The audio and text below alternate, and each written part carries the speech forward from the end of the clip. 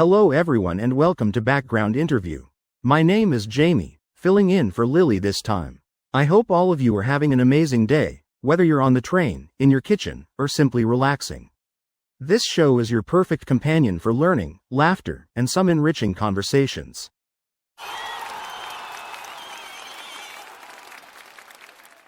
I have to share a quick anecdote before we dive in. This morning, my phone alarm decided to malfunction and started playing random piano music at full volume at 4 a.m. I was convinced my house was haunted, until I realized I'm no Mary Shelley conjuring spirits. I just needed to disable the glitch in my phone settings. But enough about my spooky phone adventures. We have a truly special guest in the house today, someone whose literary creation has kept the world fascinated for 2 centuries. Everyone, get ready to welcome the legendary Mary Shelley.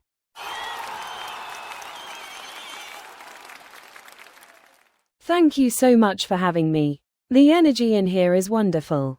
Greetings to everyone. I'm quite excited to be part of this conversation.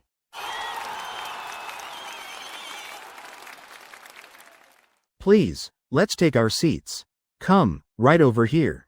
Now, Mary, please, do give our lovely audience a proper introduction.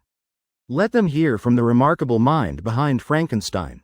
I am Mary Wollstonecraft Shelley, born in 1797. Many of you know me as the author of Frankenstein, or the modern Prometheus.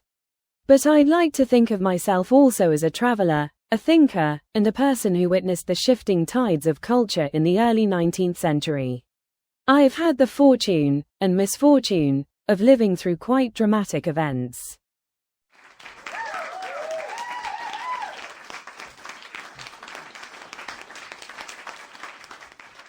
So good to have you, Mary.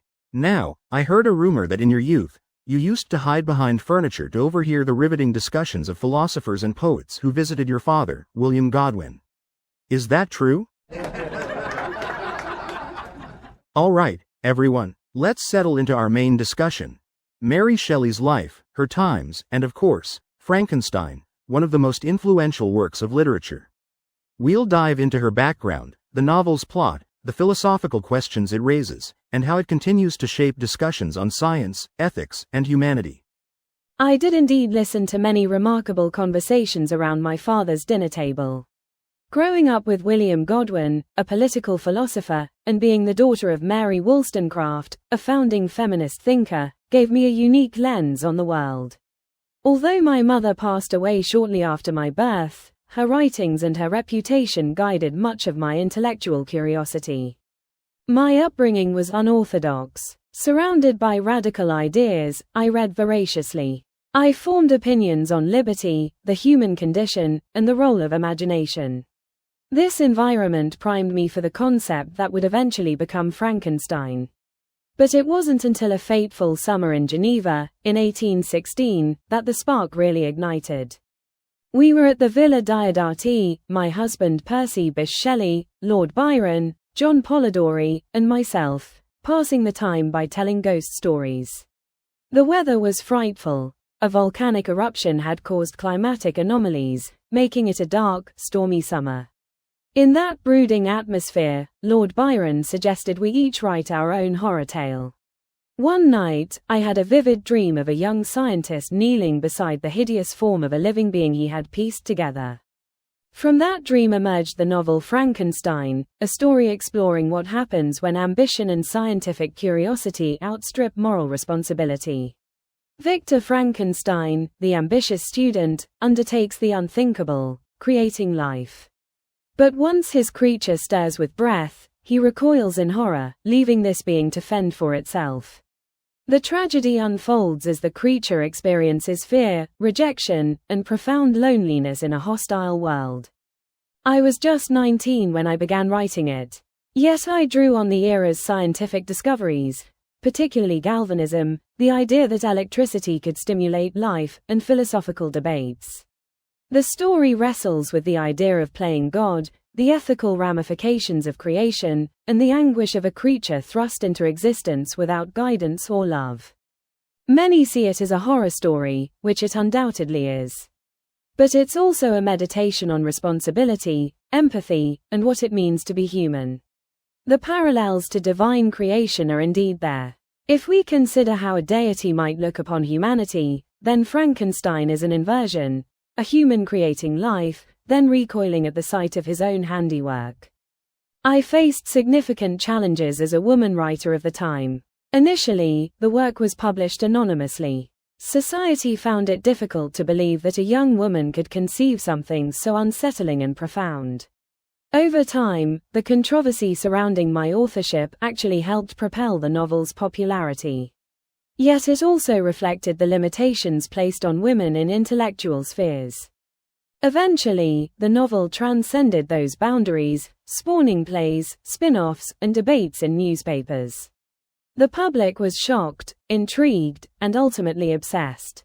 Despite numerous adaptations that sometimes stray far from my original text, the essence of Frankenstein, the creation's tragic loneliness, the moral complexities, has endured. It's often mirrored in modern discussions about AI, cloning, and ethical boundaries in science. Of course, I wrote other works too, like The Last Man and Valpurga. But Frankenstein overshadowed them all. And I've come to accept that. After all, how many authors get to shape an entire genre, bridging horror, science fiction, and philosophical discourse in one grand swoop? That's absolutely fascinating, Mary. You mentioned personal tragedies. Would you like to share more about your life beyond writing? I think our audience would love to hear how you balanced so much upheaval with producing such a masterpiece. Certainly, Jamie. My personal life was fraught with difficulties. I lost children to illness, and my husband Percy drowned at sea. Traveling across Europe, we struggled financially and dealt with social scandal due to our unconventional beliefs. These hardships influenced my writing, instilling themes of loss, mortality, and perseverance. Yet through these trials, writing became my refuge. It helped me grapple with grief, turning anguish into creative energy. My experiences gave Frankenstein its emotional core. The raw feelings of abandonment and existential questioning echo my own encounters with sorrow. That depth resonates through every page of your novel. Honestly, it's no surprise that Frankenstein continues to captivate people around the globe. Now, dear audience, let's keep diving deeper into her story, but with some humor along the way. Mary, do you mind if I lighten the mood with a small fun fact I discovered about you? Not at all, Jamie. Please, go ahead. They say that once, on a particularly windy day, you lost almost half of your manuscript pages to a gust by the lakeside, and you had to chase them as they fluttered into the water. Is that a legend, or did it really happen? Well, let's just say I've become quite adept at securing my papers with rocks whenever there's even a hint of a breeze. You can imagine, losing any page of a manuscript back then was nothing short of a tragedy. We didn't have backup drives. Times have changed indeed. Now, let's spend a good portion of this show exploring your perspective on the era you lived in, especially regarding women's roles and how they impacted your writing. I know many listeners are curious about that. Women in my day were often relegated to domestic roles, though my mother's influence, Mary Wollstonecraft, challenged that notion profoundly. Her work, A Vindication of the Rights of Woman, called for education and independence for women. I inherited her spirit of inquiry and resilience, but I still felt society's constraints. It wasn't always easy to be taken seriously in literary circles, especially tackling macabre or philosophical themes. Sometimes people assume my identity was overshadowed by Percy's poetic fame. While he was an extraordinary poet, I always endeavored to maintain my own voice. The greatest challenge was ensuring that my work was judged on its merits, not dismissed or overly attributed to Percy. And indeed, the world eventually recognized that Frankenstein was your intellectual labor. On that note, Mary, let's explore the deeper meaning behind the novel a bit more. Could you elaborate on the creature's emotional journey and how it mirrors broader social themes? The creature, though loathed for its appearance, starts with a childlike innocence. It craves companionship, love, and acceptance. When repeatedly rejected, it evolves into something capable of violence. That trajectory reflects society's role in shaping or warping individuals who exist on the margins. The creature's predicament speaks to any being who is never nurtured, never taught how to handle rejection, or understand empathy. In a sense, we all possess an inner creature, capable of goodness or malevolence, depending on whether we receive compassion or cruelty. It's a cautionary tale about the consequences of neglect and the moral obligations creators, be they parents, scientists, or artists, have toward what they bring into the world. Poignant. Indeed, one cannot help but see parallels in current debates on technology, AI, and societal responsibility. Now, I could keep asking questions forever, but we also have an audience eager to participate. Shall we move on to our Q&A segment? We have some emails and questions from our live crowd.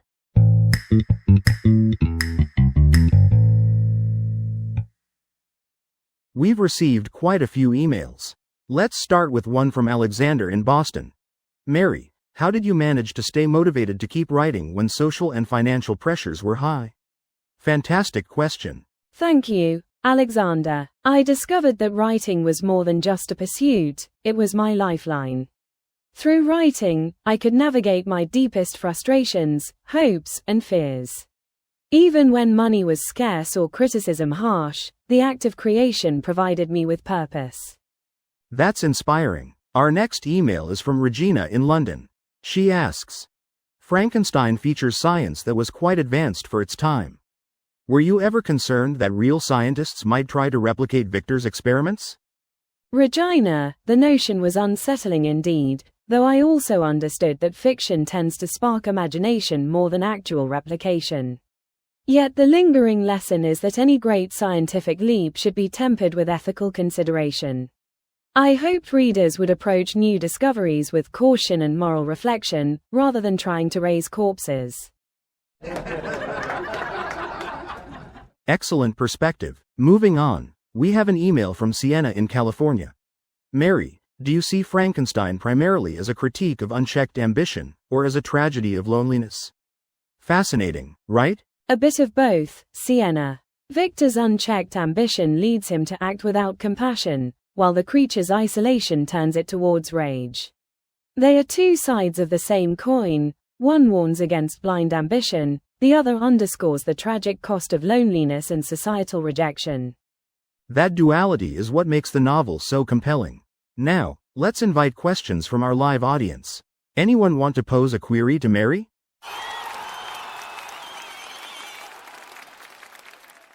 Okay, I see a hand in the middle row. I'm coming to you. Pardon me, folks. Would you tell me your name and question? Great question, thank you. Mary, this is from Jonathan. He asks, how did your father, William Godwin, react to the novel once he realized its impact? Jonathan, my father, while initially cautious about the novel's reception, grew quite proud as it gained fame. He recognized in it the kind of probing inquiry he advocated, challenging social norms and moral philosophies. Although we had our differences, I believe he saw Frankenstein as an extension of the intellectual explorations he valued.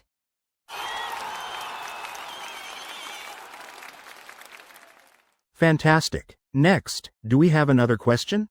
Yes, I see someone in the back row waving. Let me come over. Okay, watch the cables, made it. Your name and question, please?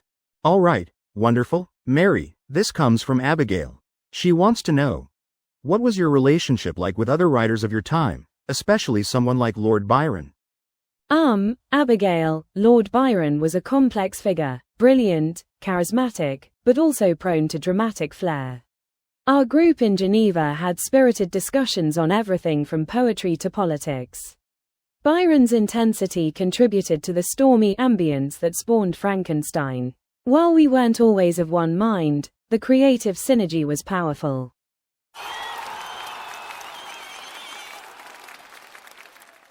Time for one more from the crowd before we continue. Do we have another question? Yes, in the front. I'm headed over now. Just let me sidestep these lights. All right, your name and question? Thank you. Mary, this is from George. He asks, were there moments you regretted delving into such dark themes at such a young age? Did it ever weigh on your mind?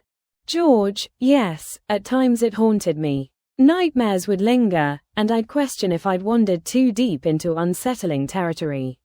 But I believe confronting darkness can lead to clarity about human nature. Ultimately, I don't regret it, because it spoke to deeper truths that resonate with many.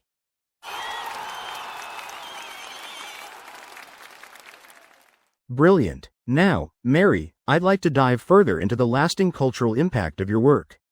We hear the name Frankenstein invoked in everything from cartoons to medical ethics debates. How do you feel about its reach? It's humbling, truly. Though sometimes the creature is mistaken for the name Frankenstein, poor being is often called Frankenstein instead of the creature. However, its presence in pop culture means that the story's core questions never fade. Everyone can glean something from it, whether it's cautionary or reflective. I'm grateful it continues to provoke thought. I only wish more people read the original text to encounter the creature's tragic complexity, as opposed to viewing it merely as a grunting monster with bolts in its neck. But I can't complain if an idea takes on a life of its own, pun intended. Exactly. The monster itself is quite articulate in your novel, Learning Language and Philosophy. It's a stark contrast to many popular portrayals. Now, shall we take a few more emailed questions before seeing if the audience wants a second round?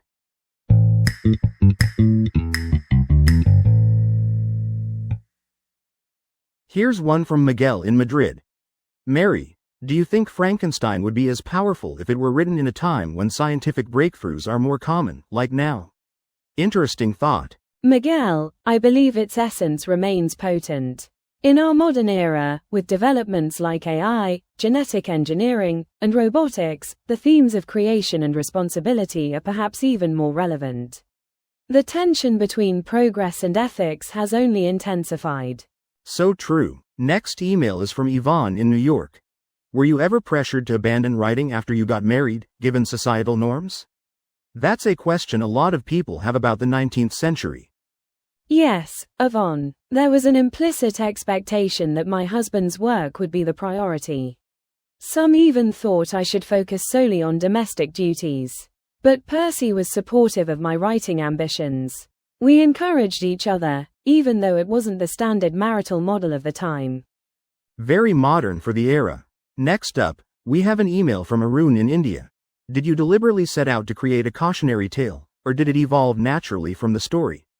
Interesting angle. Aaron, it evolved organically from the seed of that chilling dream. As I wrote, it became clear that moral questions underpinned Victor's obsession. The cautionary aspect was a natural extension of exploring what happens when human ambition lacks empathy. Thank you for that, Mary. Now, let's open the floor again. Does anyone here still have some pressing questions?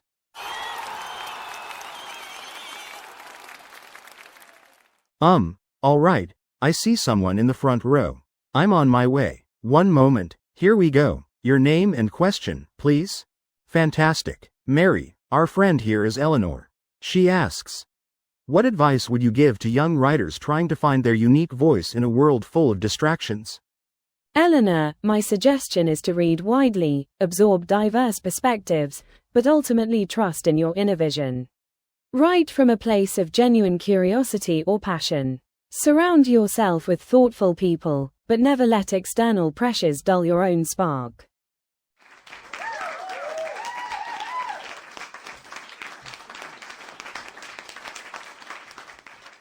We have time for another. Yes, to my right. I'll come over. All right, name and question? Got it. Mary, this question is from Damien. How would you have reacted if you'd met someone who actually tried to replicate the experiment in real life? Damien, I'd likely be horrified and try to dissuade them. While curiosity fuels innovation, replicating such an experiment disregards ethical lines. The story is a dramatization, intended to spark contemplation, not to encourage attempts at defying nature in reckless ways.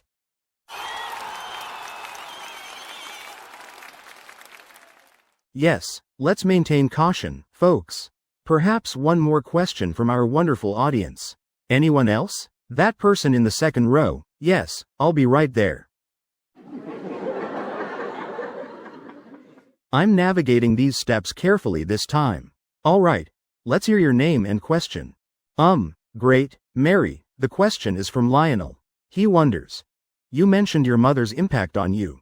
If Mary Wollstonecraft had lived longer, do you think Frankenstein would have been different? Lionel, I've pondered that myself. If I'd known her personally, her revolutionary spirit might have shaped my outlook even more. While I suspect Frankenstein would still explore similar themes, my confidence as a writer, bolstered by her direct mentorship, might have steered certain elements differently. Still, I believe the essence would remain.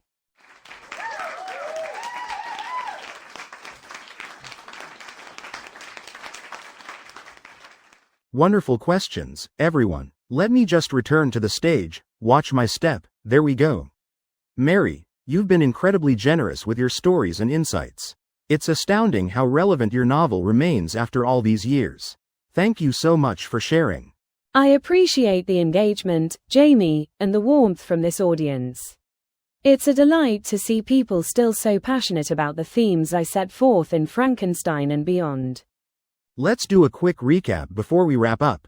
We've discussed your upbringing under William Godwin, the influence of Mary Wollstonecraft, that infamous summer in Geneva, the motivations behind Frankenstein, and the moral questions about ambition, responsibility, and empathy. We've learned about your personal struggles, your resilience, and the continued cultural impact of your creation. Yes, and I hope readers will revisit the novel, or read it for the first time, with fresh eyes, recognizing the deeper ethical and emotional queries embedded within. And thank you for giving me such a platform, Jamie. It's been wonderful.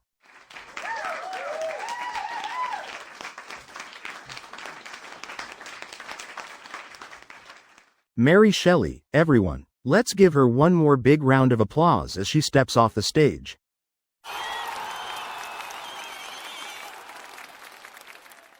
To our amazing audience, both here and listening around the world, thank you for joining Background Interview. Don't forget to subscribe, hit the like button, and drop us a comment. We love hearing your thoughts and questions. This is Jamie, signing off. Stay curious and never stop exploring the world of ideas.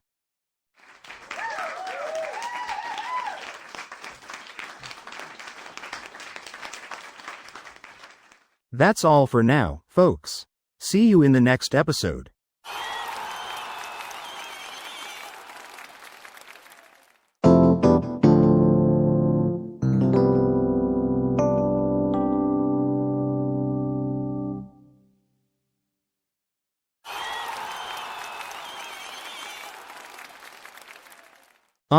Surprise, everyone. Mary Shelley has agreed to stay for an extended chat because we just have so many more things to cover. So, let's bring her back for a deeper exploration. Mary, welcome again.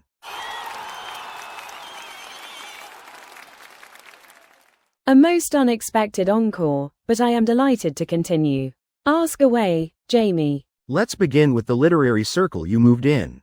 You mentioned Byron and Polidori, but I'm also curious about how you felt your husband's works influenced yours, or vice versa. Percy was known for his poetry, so was there a sense of competition or collaboration? It was predominantly collaboration, Jamie. Percy's lyrical approach complemented my narrative style. We discussed themes, read each other's drafts, and shared critiques. Our relationship wasn't without disagreements, of course, but we both believed in the transformative power of literature. If anything, his poetry spurred me to refine my prose, to ensure it carried an evocative musicality. That's quite beautiful. Your combined intellectual energy must have been extraordinary. Now, outside of your famous circle, did you interact with any other notable authors or thinkers who left a strong impression?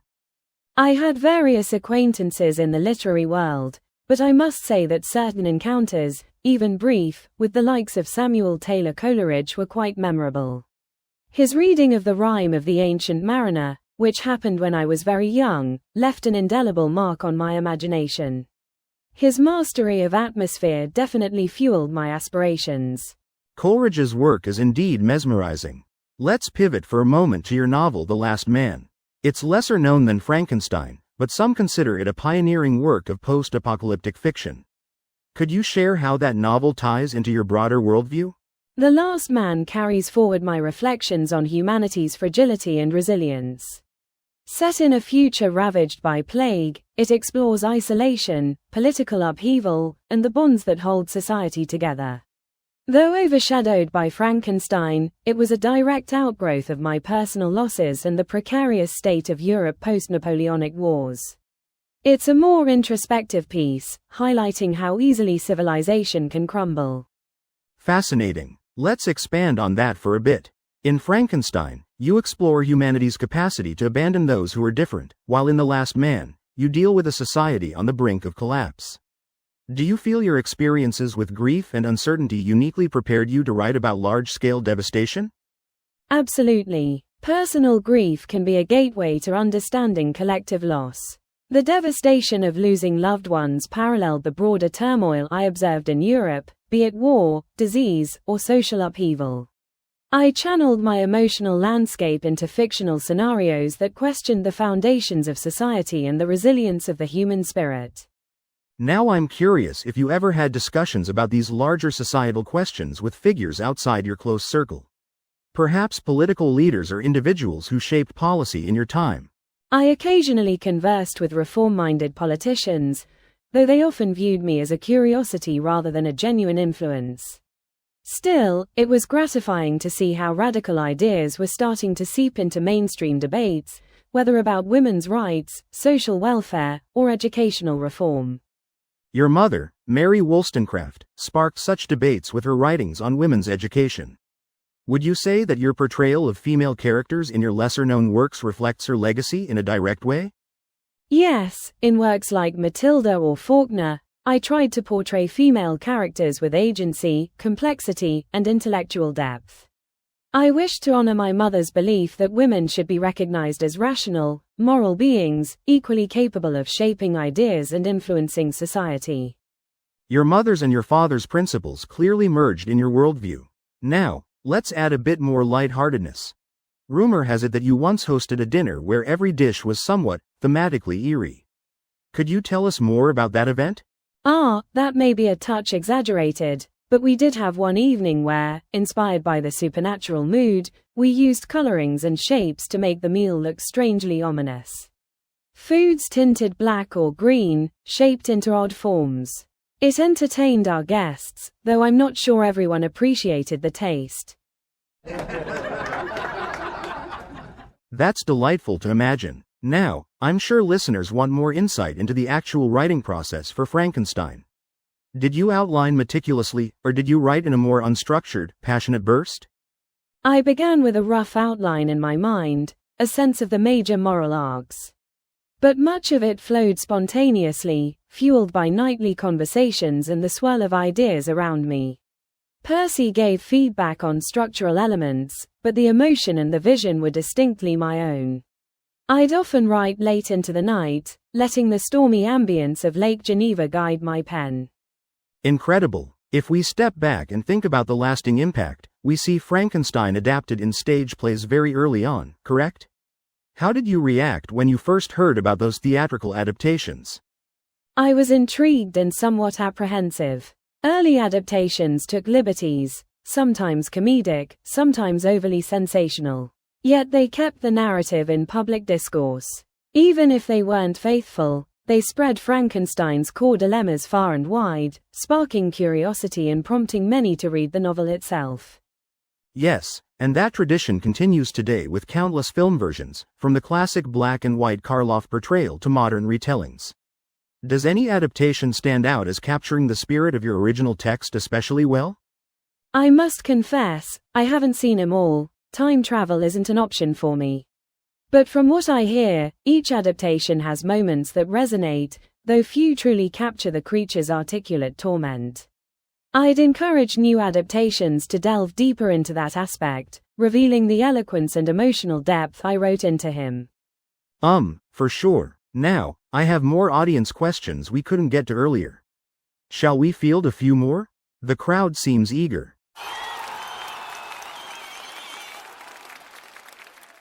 All right, let's see some hands. Yes, right there in the center. I'm on my way. Hello, could you share your name and question? Perfect, thank you. Mary, This one is from Richard. If you had the opportunity to rewrite Frankenstein today, would you alter the science or moral lessons in any way, given current knowledge? Richard, I might expand the science to include modern developments, genetics, perhaps. But the moral lessons would remain essentially the same: empathy, responsibility, and caution in the face of profound power. The heart of the story would not change, because the human condition remains rooted in similar hopes and fears.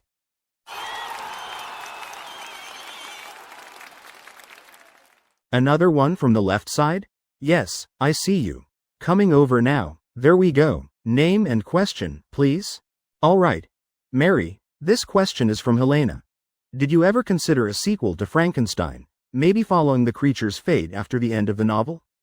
Intriguing thought, Helen. I entertained the notion briefly, but felt the ambiguous ending, where the creature disappears into the darkness, held a timeless power. It compels readers to wonder whether it perished or roams the earth, seeking meaning or even revenge. Sometimes, unanswered questions haunt us more profoundly.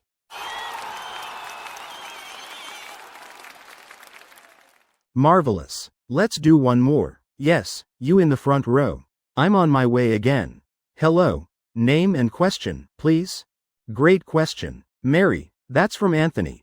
How did critics of your time respond to Frankenstein? Were they mostly dismissive, or did some recognize its depth? Critics were mixed, Anthony. Some dismissed it as gruesome sensationalism, while others praised its bold exploration of philosophical themes. Over time, it won more admirers.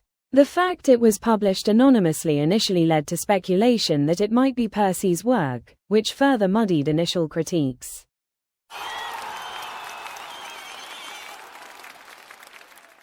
Thanks, Mary. I think that's enough Q&A for now. Let's talk about your legacy.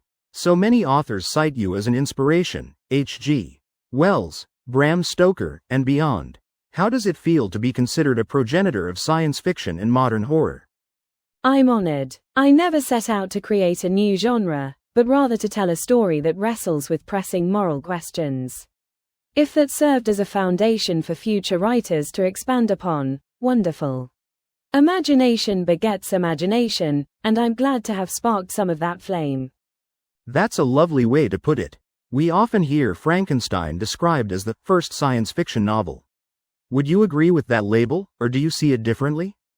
I think it's fair to consider it an early form of science fiction. It used cutting-edge scientific ideas of the time as its premise, and addressed ethical consequences of those ideas. Whether it's the very first is always debatable, but it certainly paved a path for subsequent works that meld science, philosophy, and storytelling. Given everything you've experienced and everything you've written, what message would you like listeners to take away about their own creative pursuits, or their relationship with scientific progress? I'd emphasize balance. Let curiosity fuel your endeavors, but ground them in empathy and accountability. Seek innovation, but never forget the human element, our capacity to feel, to suffer, to love. Creation is a powerful act. Handle it with wisdom. Profound words, Mary. I think this might be a great moment to bring our extended session to a close. Do you have any final thoughts or parting words for our audience? I'd just reiterate my gratitude. Whether you know me from Frankenstein or are only now encountering my work, thank you for diving into the deeper questions it raises. Literature, after all, is a conversation across time and space. I'm grateful to still have a voice in it.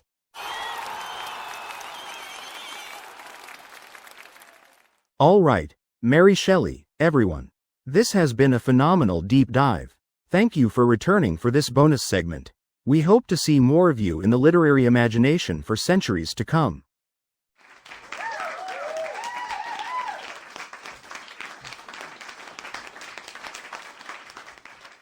And to our wonderful audience, both here and around the globe, thank you for sticking with us for this extended conversation. Remember to subscribe, like, and leave comments. Tell us what more you'd like to learn about from literary icons. This is Jamie, signing off once again. Stay curious, be compassionate, and never stop reading good books.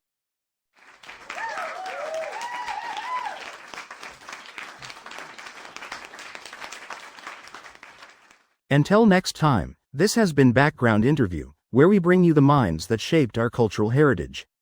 Take care, everyone.